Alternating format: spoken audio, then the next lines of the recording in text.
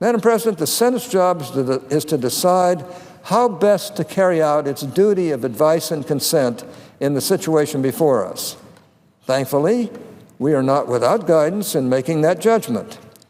I think back to 1992, a presidential election year, not unlike this one, in which different parties controlled the White House and the Senate.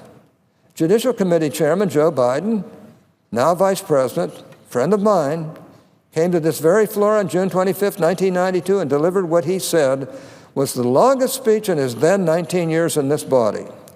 He evaluated the state of the confirmation process, suggested reforms for the future, and made a specific recommendation.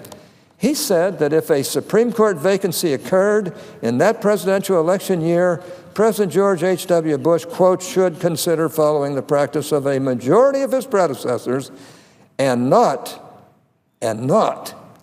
name a nominee until after the November election is completed, unquote. If the president did choose a Supreme Court nominee, Chairman Biden said, quote, the Senate Judiciary Committee should seriously consider not scheduling confirmation hearings on the nomination until after the political campaign season is over, unquote. Now, I'm sure Vice President Biden might feel differently about that today, but that's what he said then as chairman of the committee.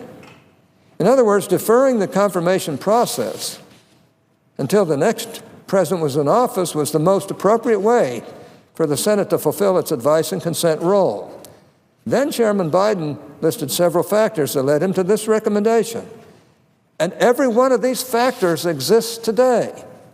First, he noted that an appointment process in 1992 would take place in divided government.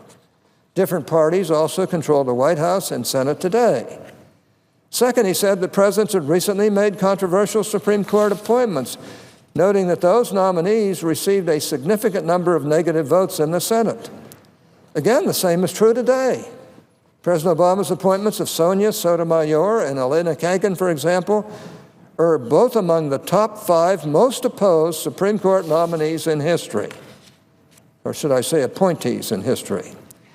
Third, then Chairman Biden noted that the presidential election process had already begun. Once again, that is the case today. In fact, we've had a lot of votes. That's the case today, with voters in numerous states having already cast ballots.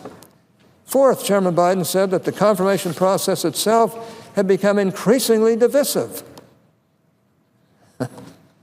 This criterion strikes me as ironic given its source. After all, Senate Democrats were responsible for provoking the so-called confirmation wars with the political and ideological inquisition used to defeat the Supreme Court nomination of Robert Bork and the despicable smear tactics used against the nomination of Clarence Thomas.